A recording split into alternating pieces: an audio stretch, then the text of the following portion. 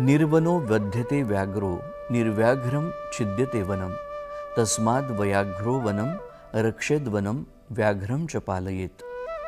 वाघ आणि वनांमधल्या परस्पर संबंधांची ही महाभारतातली व्याख्या आजही किती प्रासंगिक आहे हे यावरून सहज लक्षात येईल। याचा अर्थ असा की वन नसतील तर वाघांचा बळी जाईल, वनात वाघ नसतील तर वन छाटली जातील। त्यामुळे वन वाघांचं पालन करतील आणि वाघ वनांचं रक्षण करतील। वन्य प्राण्यांच्या अन्नसाखळीतील वाघ हा सर्वात महत्त्वाचा आणि अग्रेसर घटक। त्यामुळे वाघांचं रक्षण म्हणजे वन्यजीवांचं रक्षण, वनांचं रक्षण आणि पर्यायानं पर्यावरणाचं रक्षण। आज जागतिक व्याघ्र दिन। वाघ हा अत्यंत बलशाली प्राणी, तरीही त्याच्या संवर्धनासाठी हा विशेष दिन का बरं साजरा करण्यात येतो? महाराष्ट्र राज्यामध्ये 2006 मध्ये 109 एवढे वाघ होते। 2022च्या व्याघ्र गणनेनुसार महाराष्ट्र राज्यामध्ये 432 वाघ आहेत। मित्रांनो, महाराष्ट्रामध्ये व्याघ्रचा जो अधिवास आहे, वाघांचा जो अधिवास आहे, त्याचं उत्तम व्यवस्थापन करण्यात आलं। त्याचीच परिणिती म्हणून आज आपल्या महाराष्ट्र राज्यामध्ये 432 वाघ आहेत। आणि वाघ हा अन्न साखळीच्या शिखरी असतो। त्यामुळे वाघासोबत इतर तृणभक्षी प्राणी जसं सांबार, नीलगाय, हरणं, तर अशा प्रकारचे तृणभक्षी प्राण्यांची सुद्धा त्या तुलनेने त्या प्रमाणामध्ये वाढ होत असते। आणि महाराष्ट्र राज्यामध्ये 15,500 गावं ही वनाच्या अंतर्गत वनाशेजारी वसलेली आहेत।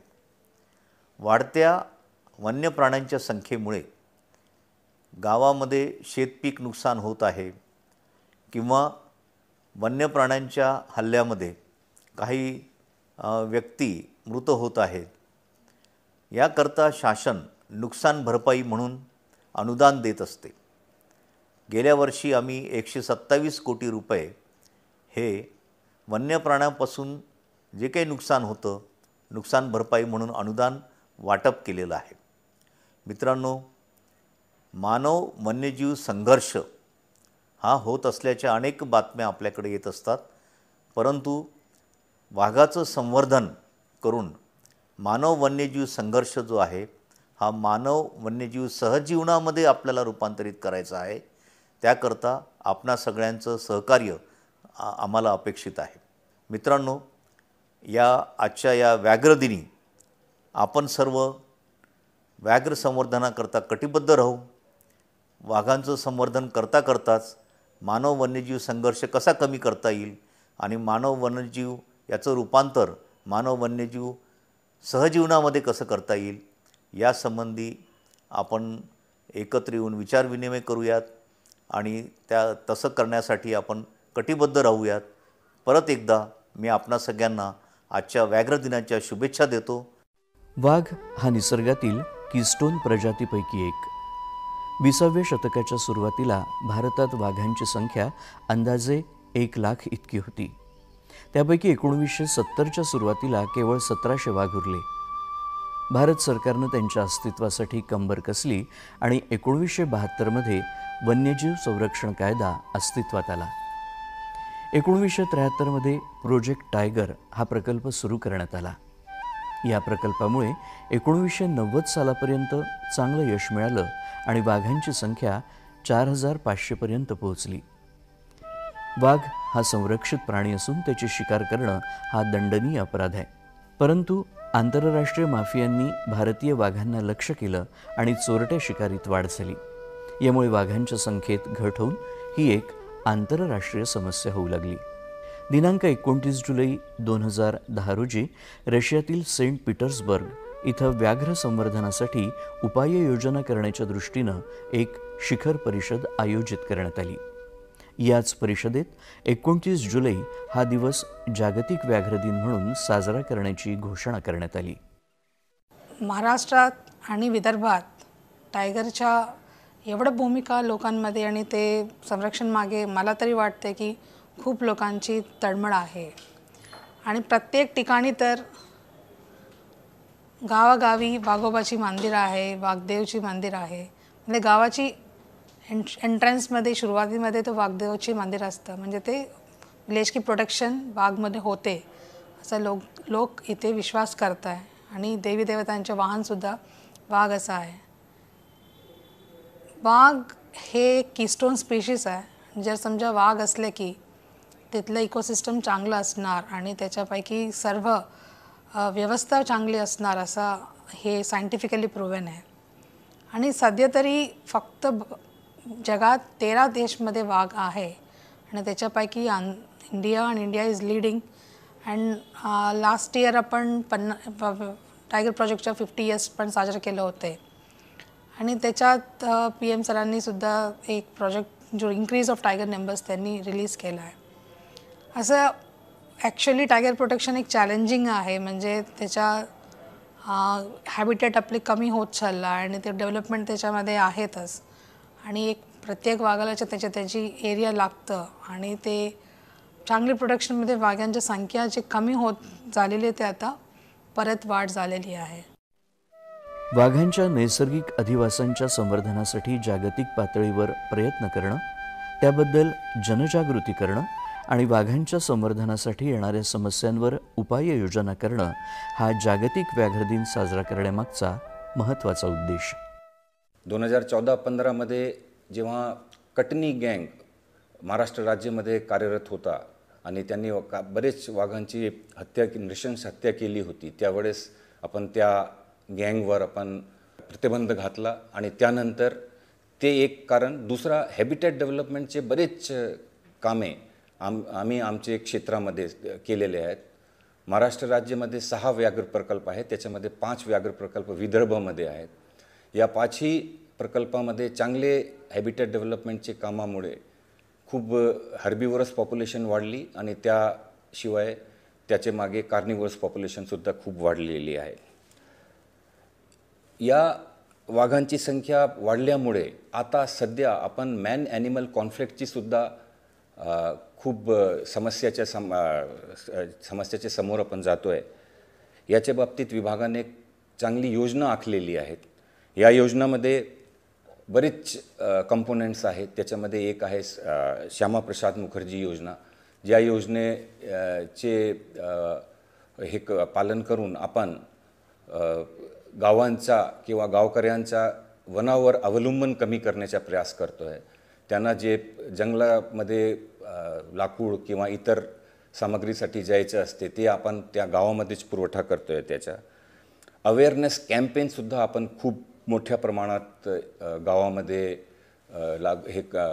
लागू करतो आहे, ज्यामुळे लोकांना काय करायचं आहे, काय करायचं नाही याबाबतसुद्धा आपण त्यांना हे सूचना देतो. तळोबा व्याघ्र प्रकल्प हा आपला सर्वात महत्त्वाचा व्याघ्र प्रकल्प आहे महाराष्ट्र राज्यामध्ये. त्याची कॅरिंग कॅपॅसिटी त्या एरियाची 90 आहे. परंतु चंद्रपूर जिल्ह्यामध्ये 225पेक्षा जास्त वाघ आहे आजची डेटमध्ये. त्यामुळे तिथे जास्त मॅन ॲनिमल कॉन्फ्लिक्टचे प्रकरण घडतात. परंतु सध्या आपण त्याच्यावरती कशा या समस्येवर मात करावी त्याच्याबाबत विभागाने चांगली योजना आखलेली आहे. टायग्रेसेस आहे ज्यांनी पिल्लू दिलेले आहेत आणि ते संख्या पुढे खूप वाढणार आहेत. याच्या बाबतीत बरीच योजना आपण लागू करतो आहे. एक त्याच्यामध्ये महत्त्वाची योजना कन्झर्वेशन ट्रान्सलोकेशनची सुद्धा आहेत.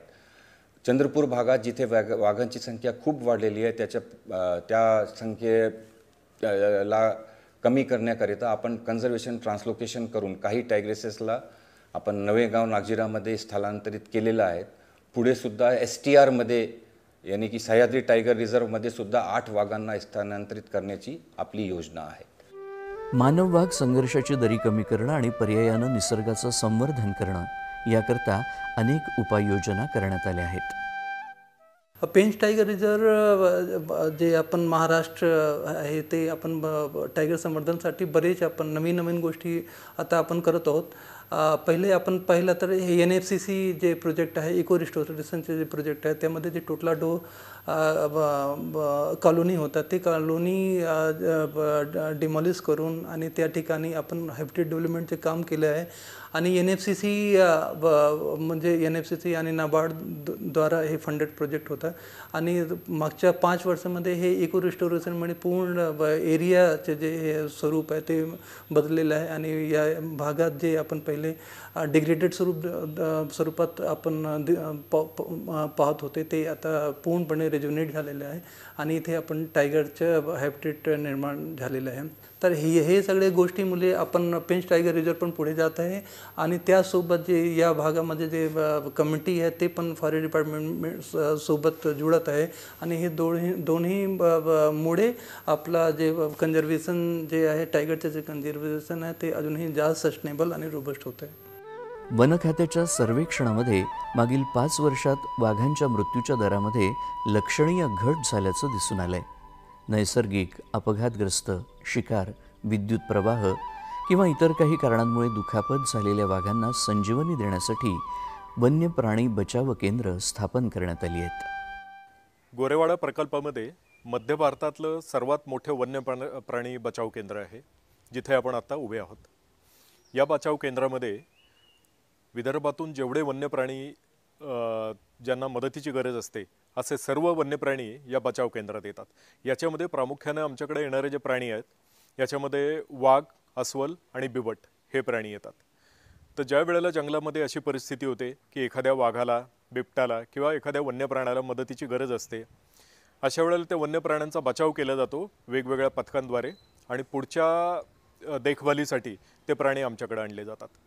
उदाहरणार्थ काही बच्चे असतात वाघाचे किंवा वन्य प्राण्याचे की ज्याची आई नाही आहे, आईनं सोडून दिले. अशा वेळेला ते छोटेसे बच्चे आम्ही इथे आणतो, त्याला दूध पाजून आम्ही वाढवतो, मोठे करतो आणि पुढे शासन ज्याप्रमाणे निर्णय घेईल त्या पद्धतीने त्या वन्य प्राण्यांना आम्ही इथे कायमस्वरूपी ठेवतो किंवा जंगलात सोडतो. अशाच पद्धतीने जे जखमी झालेले असतात, कधी शिकाऱ्यांनी सापळे लावले, फासे लावले किंवा काही एखाद्या नैसर्गिक घटनेमुळे एखादा प्राणी जखमी झाला, आपापसात 2 वाघांची मारामारी झाली, त्याच्यामध्ये वाघ जखमी होऊ शकतात. अशा वेळेला जे जखमी प्राणी आहे, ज्याला मदतीची गरज आहे, असे प्राणी आमच्याकडे येतात आणि त्याचे औषधोपचार करून आम्ही त्याला पुन्हा जंगलात सोडतो. आणि तिसरा प्राण्याचा येण्याचा प्रकार म्हणजे ज्याला आपण संघर्षग्रस्त प्राणी म्हणतो, की ज्या वेळेला मनुष्य आणि वन्य प्राण्याचा संघर्ष होतो, एखादा बिबट्या, एखादा वाघ माणसाला जखमी करतो किंवा मारतो, अशा वेळेला तेही वन्य प्राणी आमच्याकडे येतात आणि तेही आम्ही ठेवतो. इथं साधारण 100 प्राणी ठेवण्याची आमची क्षमता आहे. सध्या आमच्याकडे 30 वाघ, 30 बिबट्या आहेत, 1 अस्वल आहे आणि 4 माकडं आहेत, 2 हरणं आहेत. आता 29 जुलै हा आपण जागतिक व्याघ्र दिन म्हणून साजरा करतोय, कारण वाघांना मदतीची खूप गरज आहे. आणि वाघ वाचवणं हे नुसत्या वन विभागाला शक्य नाही होणार. वाघ वाचवायचे असतील तर वन विभागाबरोबर सामान्य माणसाचा सुद्धा हातभार लागला पाहिजे. आणि सामान्य माणसापर्यंत ही माहिती पोहोचवण्यासाठी आम्ही प्रतिकात्मकरित्या 29 जुलै हा व्याघ्र दिन साजरा करतो. प्रत्यक्ष जंगलात जाऊन वाघाचा बचाव हे लोकांना शक्य नाही, पण आपण सामान्य आयुष्यात वाघांसाठी काय करू शकतो, पर्यावरणासाठी काय करू शकतो.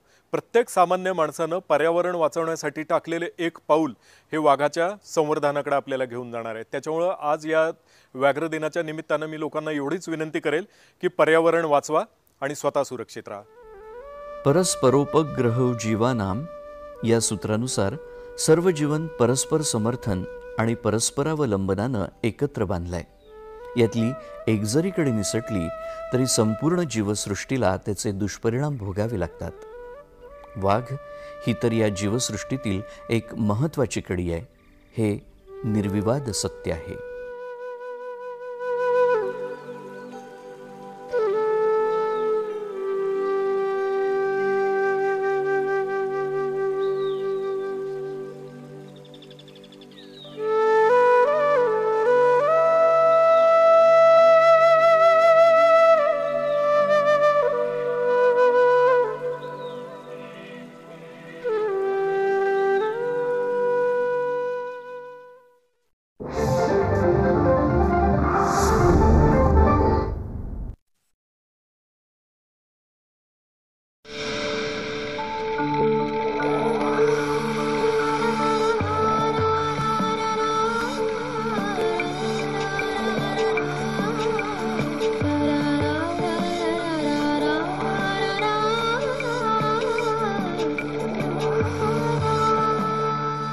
सह्याद्री वाहिनी प्रत्येक